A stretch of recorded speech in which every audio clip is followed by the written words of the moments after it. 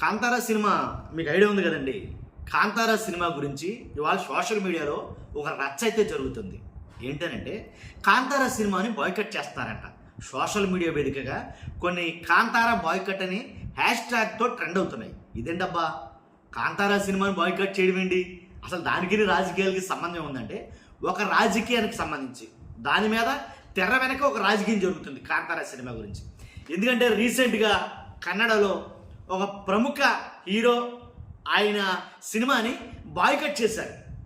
కన్నడలో బాయ్కట్ చేయడం వల్ల దానికి సంబంధించిన అభిమానులే ఇప్పుడు కాంతారా సినిమాని బాయ్కట్ చేయాలని డిసైడ్ అయ్యారంట. అందుకు సోషల్ మీడియా వేదికగా బాయ్కట్ హ్యాష్ ట్యాగ్ తోటి ట్రెండ్ అవుతుందంట.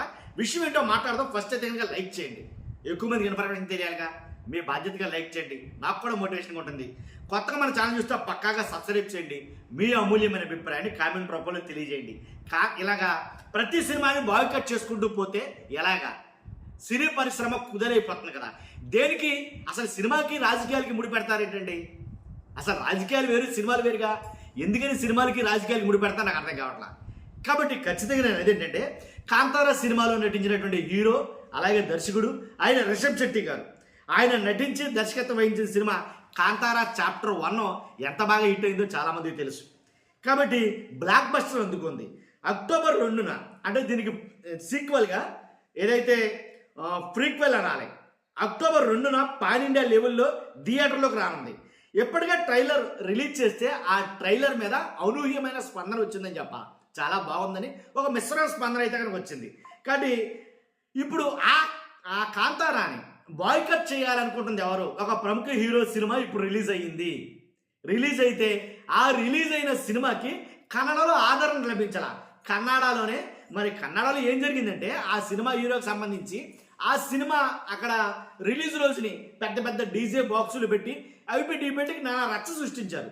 కన్నడలో కొంతమంది ఆ నాయకులు ఏం చేశారంటే వాళ్ళందరినీ, ఆ సినిమా హీరో ఫ్యాన్స్ అందరినీ తరివారు, వాళ్ళందరినీ పరుగులు పెట్టించారు. ఈ మాట వాస్తవమే.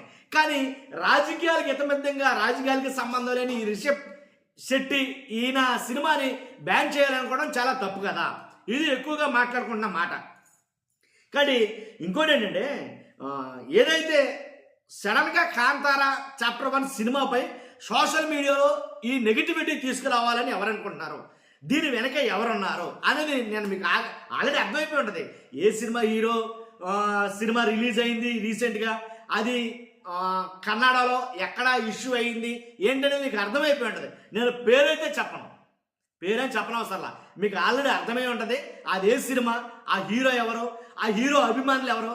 ఆ హీరో అభిమానులు ఇప్పుడు ఎందుకు కాంతారా సినిమాని రిజెక్ట్ చేస్తున్నారో, కాంతారా సినిమాని ఇప్పుడు ఎందుకు ట్రోల్ చేస్తున్నారో, ఏది బాయ్కట్ అని చెప్పి ఎందుకు చేస్తున్నారో మిగిలిన హీరో ఎవరో కూడా. పైగా ఆ రిషబ్ శెట్టి తోటి ఎప్పుడైతే జూనియర్ ఎన్టీఆర్ గారు ఇలా భుజమెచ్చ చేసి ఆల్ ది బెస్ట్ చెప్పాడో ఇంక వీళ్ళకి నచ్చలా. జూనియర్ ఎన్టీఆర్ గారు భుజమెచ్చ చేసి రిషబ్ శెట్టికి ఆల్ ది బెస్ట్ చెప్పడం కూడా వీళ్ళకి నచ్చక మరింతగా రెచ్చిపోతున్నారని చెప్పాలి. కానీ వీళ్ళు రెచ్చిపోయి ఆ ఫ్యాన్స్ పిచ్చెక్కినట్టుగా ఏం చేస్తున్నారంటే కనుక కాంతారా సినిమాని బాయ్కట్ అని హ్యాష్ ట్యాగ్ తోటి ట్రెండ్ చేస్తున్నారు. కానీ నేను అడిగితే నిజంగా మొమ్మాటికి తప్పే. ఆ సినిమా ఈ సినిమా కాదు, ఏ సినిమా అయినా సరే ఇప్పుడు రీసెంట్గా వచ్చిన సినిమాలు ఏవైనా సరే వాటిని బాయ్కట్ చేయడం అంటాం తప్పే. కానీ ఒక విషయంలో మాత్రం నేను ఒప్పుకోను. ఎలా అంటే సినిమాకి రాజకీయానికి ముడిపెడతానంటే అది పచ్చి బూతే అని అంటాను నేను. ఎట్టి పరిస్థితుల్లో సినిమాలు వేరు, రాజకీయాలు వేరు. కానీ సినిమా వేదికల మీద రాజకీయంగా మాట్లాడడం, సినిమా వేదికల్ని రాజకీయంగా ఉపయోగించుకోవాలనుకుంటాం. ఒక సినిమా వేదిక మీద ఇతర నాయకుల్ని, పార్టీ నాయకుల్ని, అధినాయకుల్ని కించపరచాలనుకోవడం ఇలాంటివి జరిగితే ఖచ్చితంగా మొమ్మాటికి అది సినిమాకి పెద్ద దెబ్బే. కానీ రిషబ్ శెట్టి ఆ విషయంలో దీనికి చాలా దూరం అని చెప్పాలి. ఎందుకంటే రాజకీయంగా అతను ఏమీ చేయలేదే.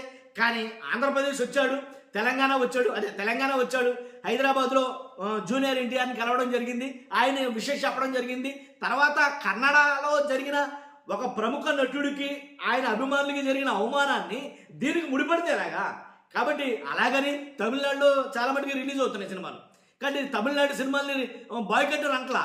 ఎందుకని తమిళ సినిమా డబ్బింగ్ సినిమా రిలీజ్ అయినా బాయ్కట్ అని అనలేదు. కానీ ఇప్పుడు ప్రత్యేకించి కన్నడ సినిమాని మాత్రమే, అంటే రిషబ్ శెట్టి యాక్ట్ చేసిన ఈ కాంతారా ప్రీక్వెల్ ఏదైతే ఉందో దాన్ని మాత్రమే బాయ్కట్ చేయాలనుకున్న దాని వెనక తెర వెనక ఉన్నది ఎవరు అనేది ఇప్పుడు ఎక్కువగా ఆరా తీస్తున్నారు. ఇప్పుడు ఎవరా ఎందుకని చెప్పేసి ఎక్కువగా మాట్లాడుకోవడం జరుగుతుంది. కానీ ఏది ఏమైనప్పటికీ రాజకీయాల్లో ఉండాలి, సినిమాలా ఉండాలి. రాజకీయాల్లో సినిమాలో రాజకీయాలు ఉండటం వల్ల ఖచ్చితంగా సినిమా పరిశ్రమ అనేది నాశనం అయిపోతుంది. ఇదైతే చెప్పాలనుకున్నాను. కానీ ఈ బాయ్కట్ వెనక ఉందెవరు? ఆ ఫ్యాన్స్ ఎవరు ఫ్యాన్స్ వాళ్ళు ఎందుకు అలా పిచ్చెక్కినట్టు కాంతారాని బాయ్కట్ ట్రెండింగ్లో తీసుకెళ్తారు ఆ మోడ్లోకి అనేది వాళ్ళకే వదిలేద్దాం. కానీ విజ్ఞత కలిగిన మీరు మీ అభిప్రాయం కామెంట్ రూపంలో తెలియజేయండి. ఫస్ట్ అయితే లైక్ చేయండి, కొత్తగా మన ఛానల్స్తో పక్కాగా సబ్స్క్రైబ్ చేయండి, మీ అమూల్యమైన అభిప్రాయం కామెంట్ రూపంలో తెలియజేయండి. Thank you very much.